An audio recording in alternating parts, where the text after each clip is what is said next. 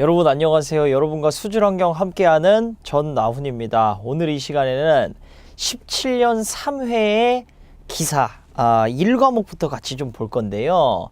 자, 1과목 그리고 3회 굉장히 어려운 난이도로 여러분들 또 소문이 자자했습니다. 좀 난리가 났었고 이게 왜 그랬냐면은 기존에 없던 유형들이 문제가 보통 나와봐야 한 문제 두 문제 정도 나오는데 요번 회차에서는 거의 뭐 한 5문제 정도가 나오고, 그리고 그 5문제가 어디서 나오는 거냐면은 대기에 있는 항목도 이제 들어가고요. 근데 이제 미생물에 있는 항목도 들어오고, 그리고 지금 현황에 대한 문제, 그런 것까지 이제 들어오면서 이제 수질의 경향이 어떤 식으로 좀 바뀌고 있냐면, 여러분들 이 강의 들으시는 분들 중에서는 기사를 따면서 환경직 공무원이나 아니면은 공사, 공단 같은 것도 이제 준비하시는 분들이 계실 텐데, 공무원이나 공사, 공단에서 나올 법한 그런 출제 유형의 문제들이 좀 나왔다라는 거예요. 그래서 점점 더 이제 저 개념 중심으로 가야 문제가 좀 풀리고, 그리고 여러분들 이제 환경인이라고 하시면요, 이제 연마다 그 환경부에서 그 년에 대한 정책에 대한 자료들을 묶어놓은 책이 나와요. 그 뭐라고 하는지 아시나요? 그 책을 갖다 환경백서라고 하는데, 그거 꼭 한 권 정도는 필독입니다. 그래서 그거 항상 보면 흐름이 좀 보여요.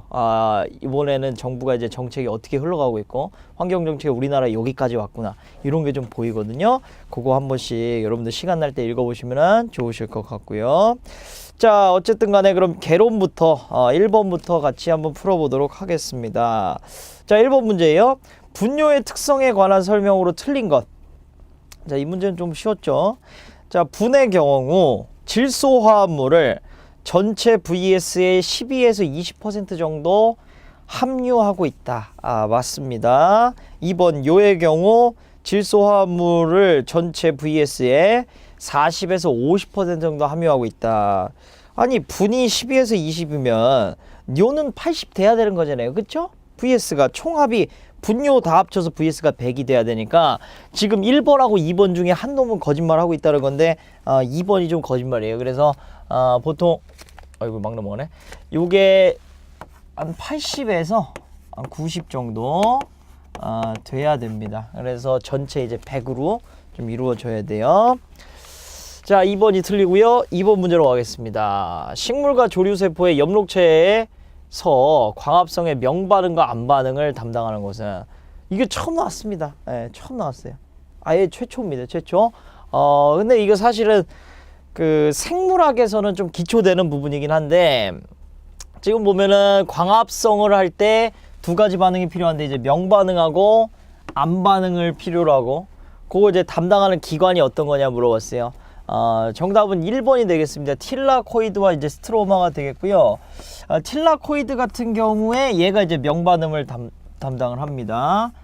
그 다음 이제 스트로마 같은 경우에는 이제 틸라코이드를 저장을 해놨다가 밤이 되면은 이제 안반응을 이제 진행을 시키는 거예요. 그래서 틸라코이드가 이제 명반응, 스트로마가 안반응이다, 이렇게 보시면 되겠습니다. 그래서 1번이 적합하겠죠.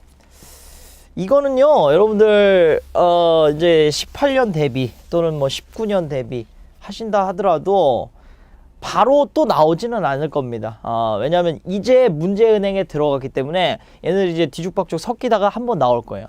물론 뭐 안 나오려는 법은 없죠. 그러나 나올 확률은 굉장히 적기 때문에 그냥 알아두고 넘어가는 정도 정리하시면 충분하겠고요.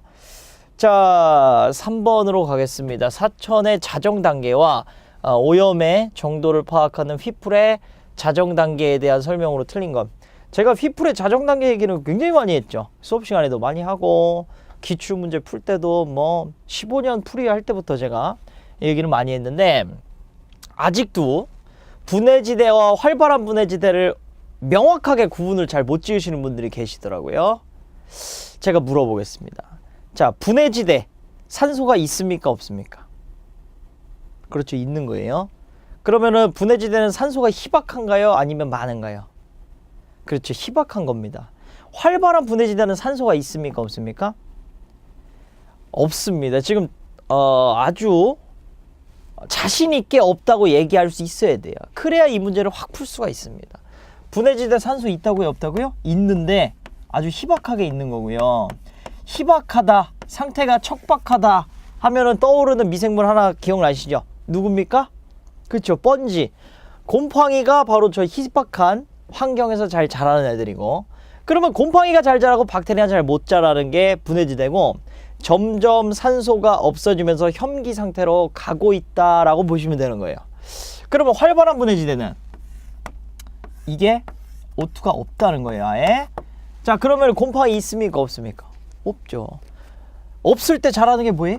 그렇죠, 현기성 미생물. 현기성 미생물들만 여기서 이제 증식을 할 수가 있다라는 겁니다. 그래서 이제 현기성 미생물하고 또 어떤 게 있냐면 이제 선모충류 같은 거라고 그래요. 그런 애들이 이제 산소가 없는 데서 선모충 이런 애들까지 여기서 이제 산다라는 거. 자, 그러면 볼게요. 1번 분해지대. 현기로 가고 있으니까 탄산가스 발생이 일어난다. 맞아요.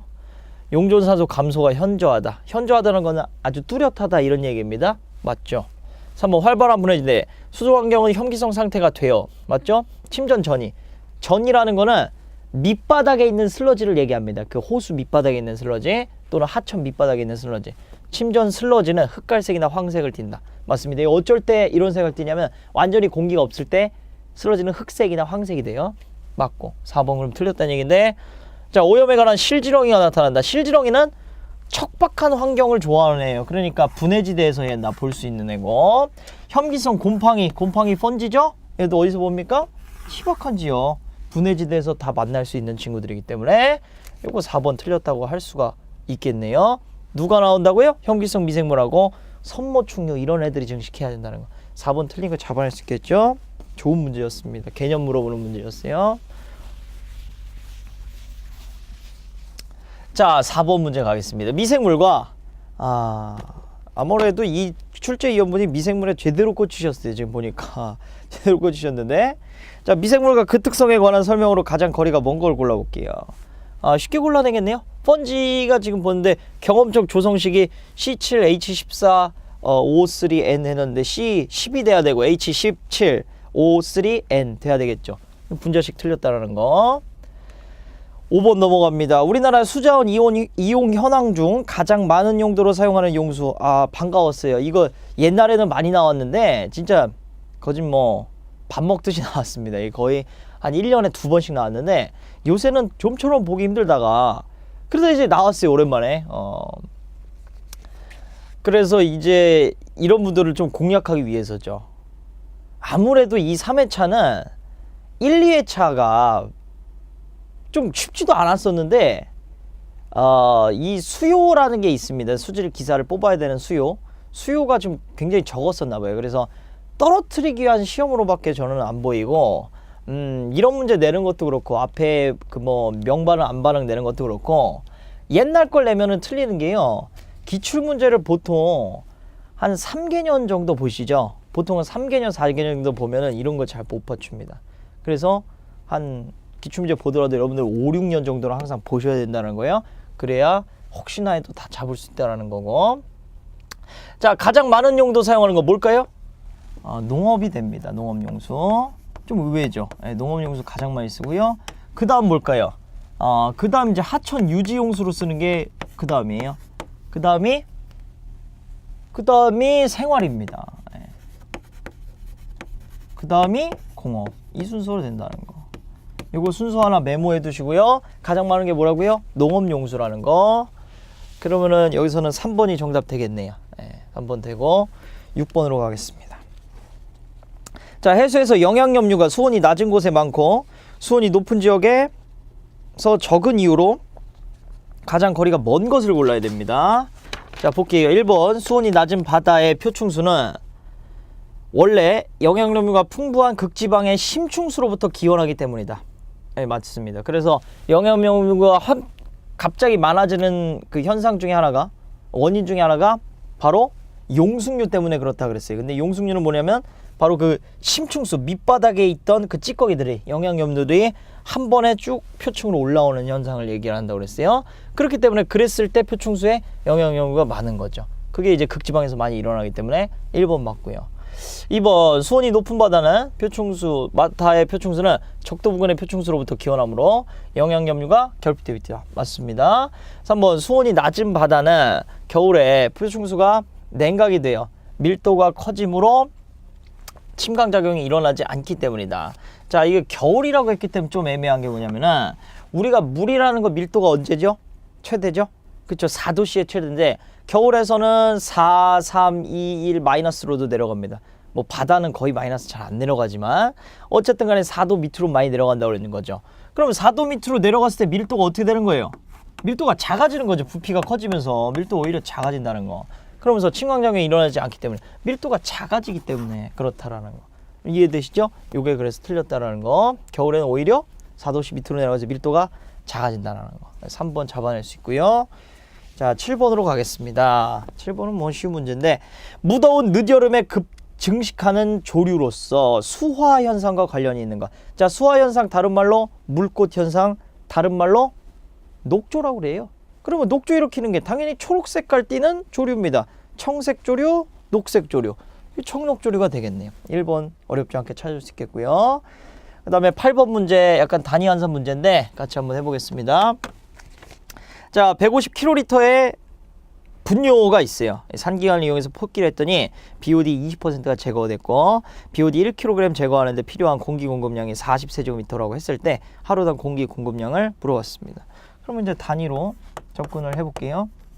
자, 하루당 공기 공급량 세제곱미터 per day로 놓고 출발해 보겠습니다. 자, 지금 분뇨가 있어요. 150 kl per day 이렇게 있습니다.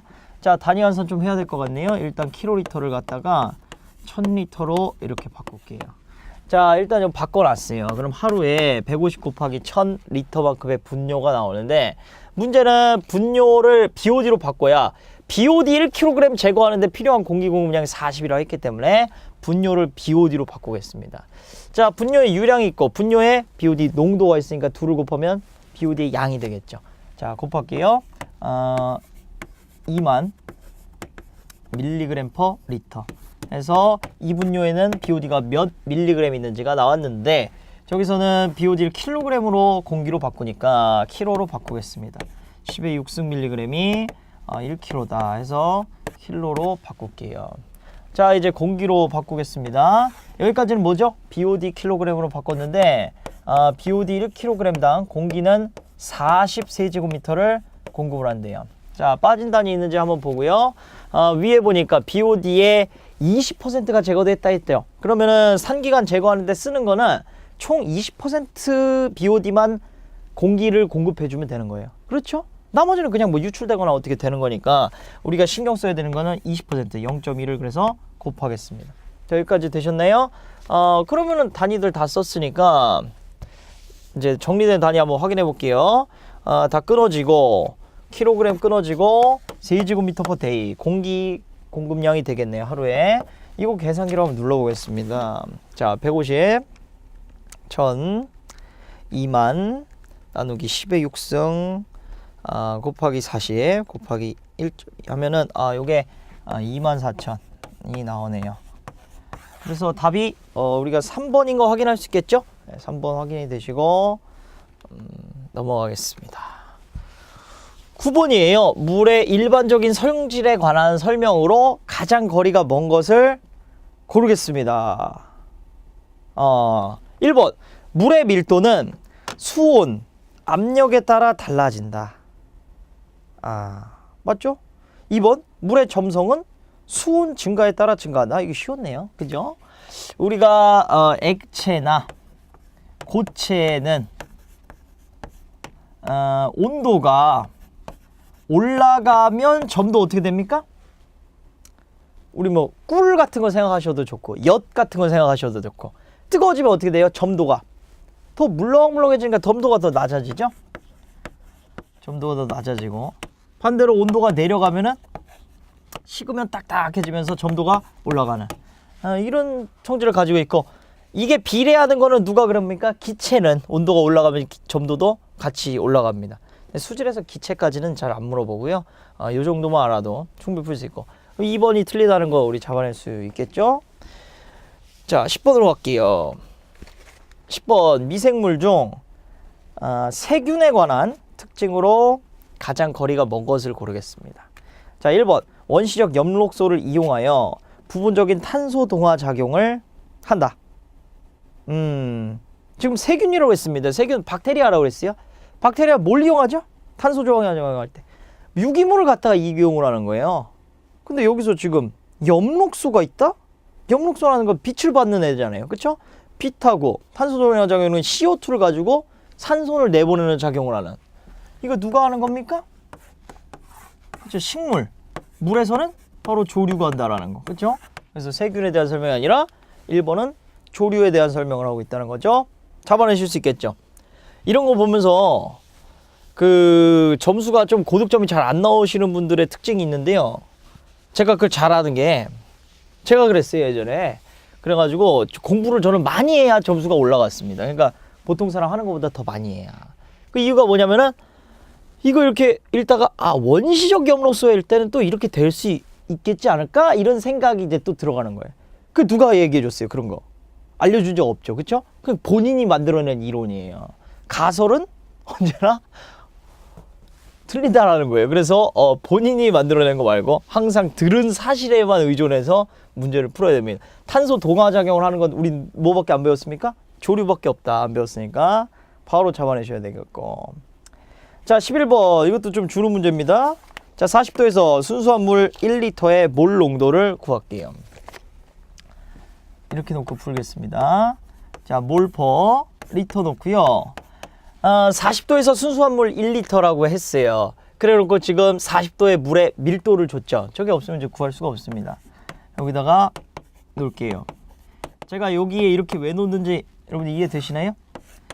밀도랑 농도랑은 상당히 관련이 있습니다. 이 부피분의 질량이기 때문에 얘도 부피분의 질량인데 질량을 갖다가 몰로만 바꿔주면 되니까 우리는 지금 이 킬로그램을 갖다가 몰로 환산만 해보도록 하겠습니다. 자, 물은 18g에 1몰이 되죠. 그죠? 근데 1kg로 돼 있으니까 단위 환산만 해주면 되겠네요.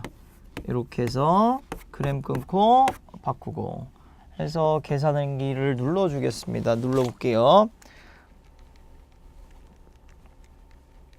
자, 눌러보니까 이게 52.52 이렇게 나와서 단위 생략하면 4번인 거를 답 찾을 수 있겠죠? 네, 좋습니다.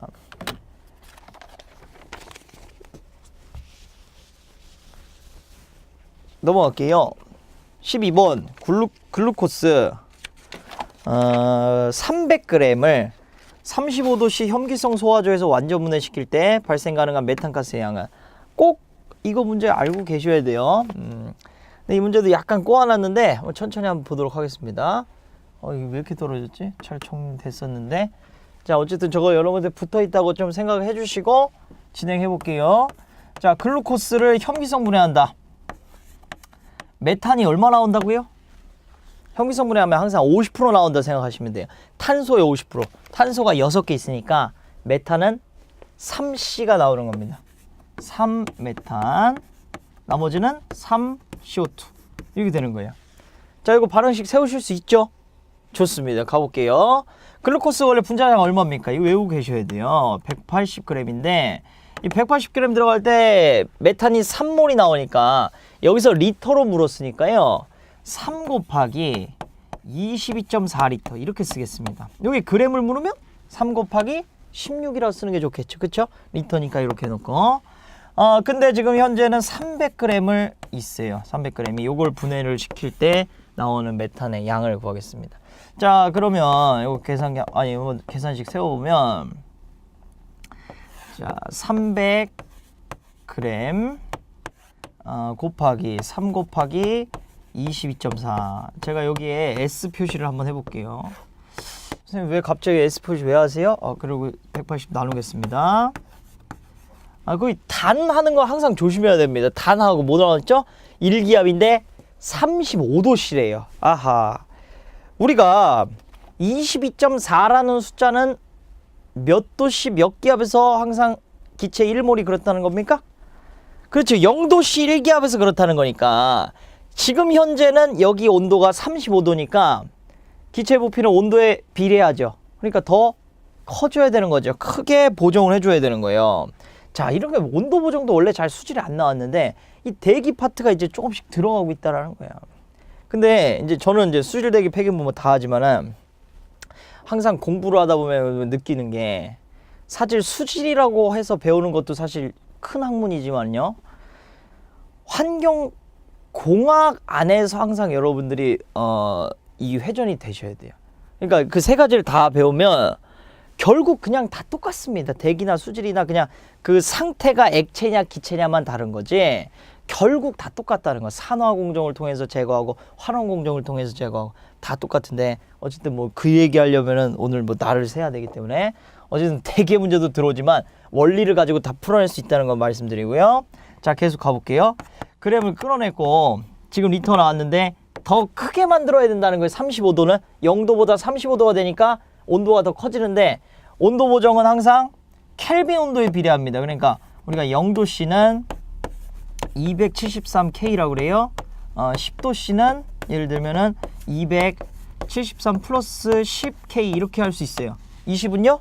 273 플러스 20 이렇게 만들 수 있는 건데 제가 이거 왜 알려드리냐면 켈빈 온도로 온도 보정을 해야 됩니다. 도씨로 하는 게 아니라. 자, 그러면 지금 현재 S 22.4는 0도씨 기준이니까 273이에요. 얘가 얼마로 변했냐면 273 플러스 35도일 대로 하니까 이만큼 크게 보정을 해줘야 된다고요. 이해되셨습니까? 그러면 요거 계산기를 눌러주면 얘가 한 126 정도 나올 거예요. 그래서 2번으로 된다. 참 문제 어렵게 만들었습니다. 요걸 안 하면 1번이 나오게 만들어놨어요. 그러니까 이걸 하면 2번이 나오게 만들었으니까 항상 단하고 나오는 거 주의해서 보셔야 되겠습니다. 특히나 기사 공부하시는 분들 이런 식으로 함정을 많이 내요. 그러니까 산업기사하고 기사의 난이도 차이는 딱 요 정도입니다. 그 정도 느끼시면 된다는 거고. 자, 13번 갈게요. 호수나 저수시 등에 오염된 물이 유입될 때 수온에 따른 밀도차에 의하여 생성되는 성충현상에 대한 설명으로 틀린 거를 고르겠습니다. 자, 1번 표수충과 수온약층 깊이는 대개 7m 정도이며 그 이하는 저수충이라고 한다. 맞고요. 2번 여름에는 가벼운 물이 밀도가 큰 물 위에 놓이게 되며 온도차가 거저 수위지군 등은 정차 상부층에만 국한된다. 상부층에서는 왜 계속 수직이 있냐면 바람이 불면 온도가 또 바뀌기 때문에, 그리고 바람에 의해서 이제 물이 또 순환하기도 하고, 그래서 표층만 이제 순환이 되고요. 맞고. 3번 저수지물이 급수원으로 이동될 경우 봄, 가을 즉 성층 현상이 뚜렷하지 않을 경우가 유리하다. 굉장히 틀렸어요. 그죠?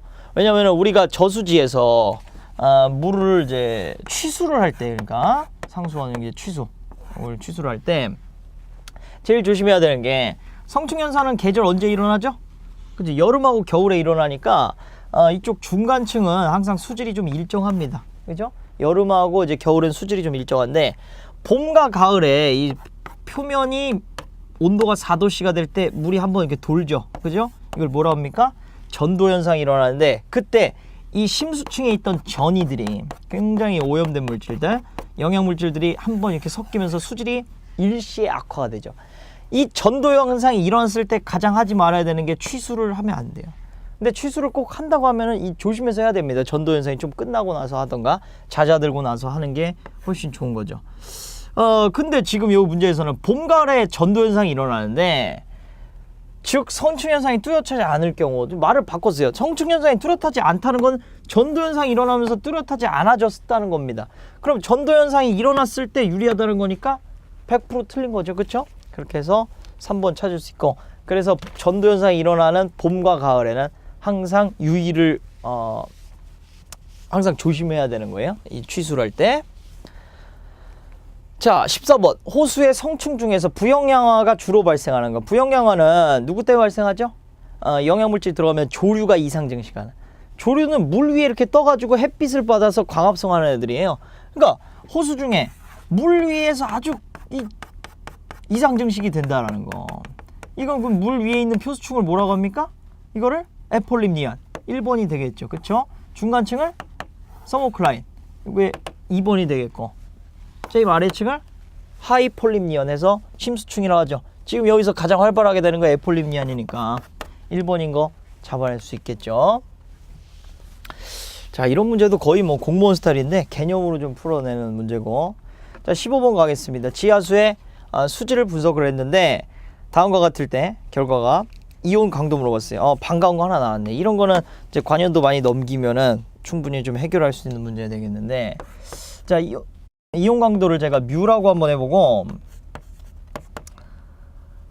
이렇게 기호를 한번 이렇게 해볼게요. 이렇게 한번 해보겠습니다. 자, 이 상태에서 지금 제가 CI를 갖다가 뭐 몰 농도라고 할게요. 그 다음에 ZI를 이온 전하, 그러니까 가수라고 하겠습니다. 가수는 항상 1가여도 제곱, 2가여도 제곱, 3가여도 제곱, 제곱을 꼭 해줘야 되는 겁니다. 자, 그러면 쭉 넣어볼게요. 2분의 1. 먼저 칼슘부터 해보죠. 칼슘이 농도가 3 곱하기 10의 마이너스 4승 곱하기 가수가 몇 가입니까? 대놓고 여기 2가다 나와있죠? 2가 플러스 2가 여기에 제곱 들어가고 더하기 할게요. 바로. 자, 그 다음에 나트륨 보니까 5 곱하기 10의 마이너스 4승 곱하기 가수가 1가죠. 그죠? 가의 제곱. 자, 여기 또 플러스. 그 다음에 마그네슘이 5 곱하기 10의 마이너스 5승. 여기에 얘는 2가죠? 2의 제곱. 밑에다 이어볼게요. 그 다음에 CO3가 10의 마이너스 5승이고 가수가 마이너스 2가인데 이거 뭐 제곱하면 어차피 플러스 되겠네요. 자, 이렇게 해서 가로 닫고 요거 계산기로 여러분들 눌러주기만 하면 되겠네요. 그쵸? 이온 강도는 사실 좀 반가운 문제인데 이거 계산기로 눌러주면 이게요 얼마 나오시냐면 9.9 곱하기 10의 마이너스 4승 이렇게 나와요. 그러니까 9.9 10의 마이너스 4승이니까 하나 둘 셋 네 번째 들어왔을 때 9 나오는 거니까 2번이 되겠네요. 그쵸? 2번 찾을 수 있겠고요. 자, 16으로 갈게요. 다음 물질 중 산화제가 아닌 거 1초 만에 고르실 수 있나요? 아황산 나트륨은 대표적인 환원제가 되니까 3번 찾아낼 수 있고요. 자, 17로 가겠습니다. 좀 어려웠습니다. 원생동물의 종류에 관한 내용으로 옳은 것을 물어봤어요. 옳은 것. 자, 파라메시아가 나왔는데 파라메시아는 자유롭게 수영하면서 고용물질을 섭취한다. 자, 원생동물이라 하면은 비교적 여러분들 원생동물이 나왔다. 그러면 조금 고등동물이에요. 박테리아보다는 좀 고등동물이라서 고등동물인 증거가 뭐냐면 지가 어떻게 좀 생활할 수 있는 운동기관들이 좀 있는 형태예요. 그래서 파라메시아 같은 경우에는 이거는 자유롭게 좀 수영이 되는 애고, 그 다음 이제 볼티셀라 같은 애는 보면은 얘는 좀 수질이 좋았을 때 좀 나오는 애들, 이런 애들이고, 그 다음에 서코디아는 얘는 대표적인 위족이 있는 애예요. 위족이라는 거는 자, 미생물이 있으면 여기 이렇게 좀 발같이 이렇게 달려 있는 겁니다. 그래서 요거 갖고 이제 수영도 치기도 하고 어디에 붙어서 영양분을 좀 흡수하기도 하고 이런 식으로 이용하고, 그 다음에 이제 썩토리아 같은 경우에는 흡검충류라고 그래가지고 여러분들 쉽게 생각하면 그 모기라고 생각하시면 돼요. 관을 하나 꽂아가지고 빨대처럼 빨아먹는 이런 애들이 좀 되겠습니다. 자, 그러면 지금 틀린 거 옳은 거 골라내니까 파라메시아 자유롭게 수영한다. 이거 맞네요. 1번. 그럼 2, 3, 4 왜 틀렸는지 한번 볼게요. 자, 볼티셀라. 이거는 볼티셀라 나왔다는 거는 볼티셀라나 아니면 이제 로티퍼, 뭐 윤충류 같은 애들 나오면 이제 슬러지 이제 수질이 좀 좋다라고 보는 겁니다. 그래서 반대죠. 얘기가 수질이 좋을 때 발견되는 거고, 그 다음에 서코디나는 나팔에 흡에서 물을 일으켜 고용물질만 걸러도 된다. 이게 아니라 뭐라고요? 위족을 가지고 흐름을 일으키면서 고용물질을 먹는 애가 되겠습니다. 틀리고, 그 다음에 4번 썩토리아에 대한 설명 나왔는데 얘는 흡관충류라서 관같이 생긴 촉수가 있어야 된다는 거. 그쵸? 위족 이 설명이 뭐예요? 이게 지금 3번 설명하고 있다라는 거.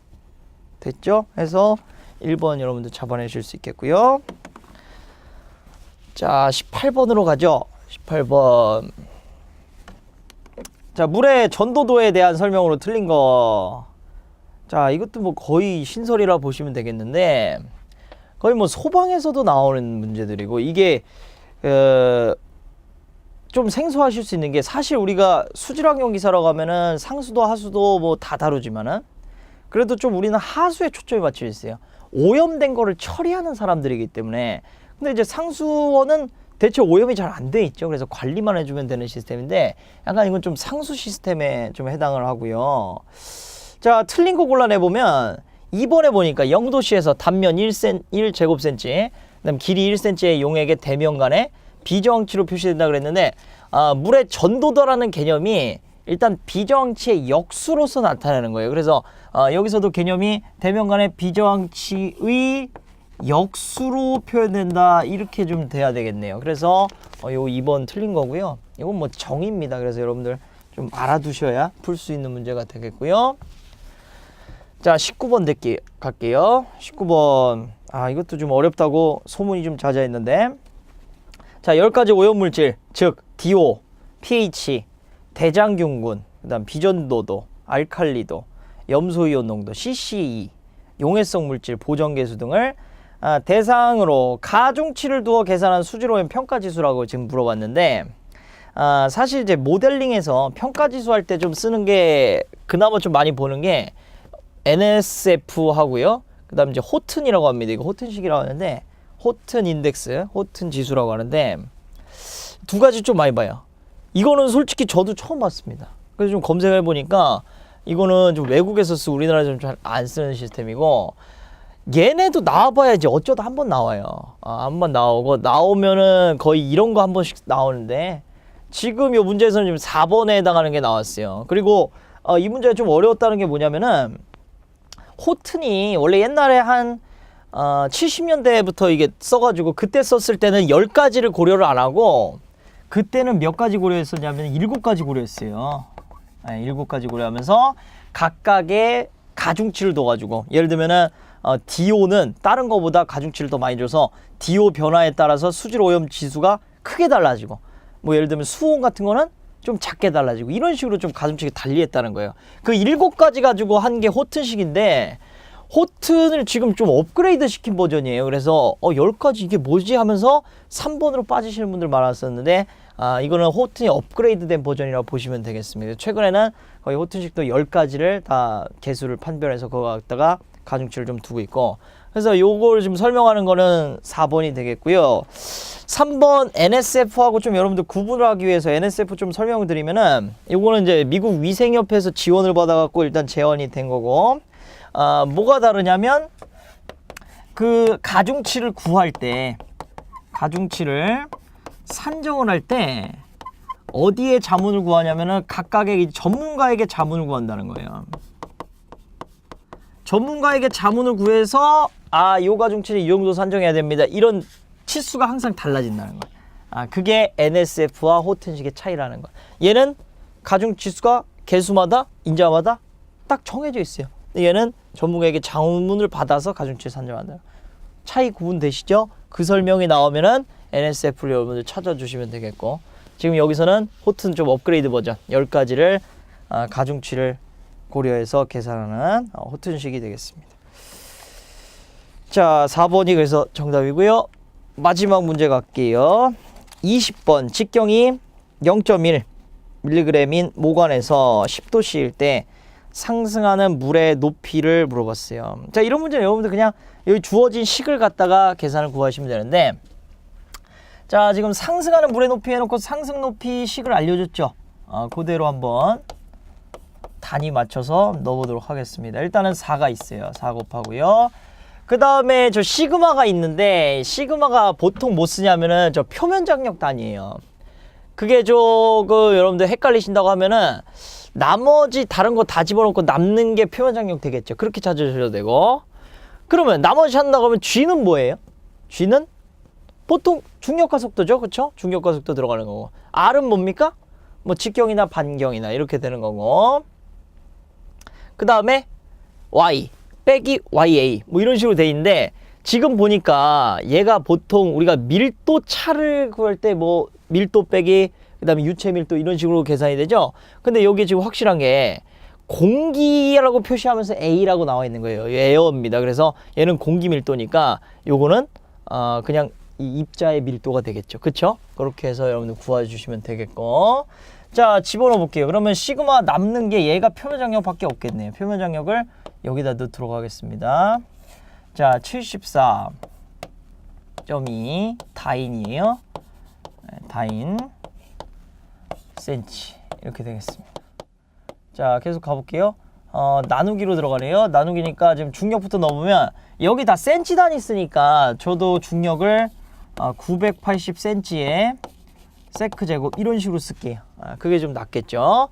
자, 그 다음에 계속해서 R 들어가는데 이거 직경을 넣겠습니다. 0.1mm니까 쟤도 센치로 쓰면은 0.01cm다. 괜찮으신가요?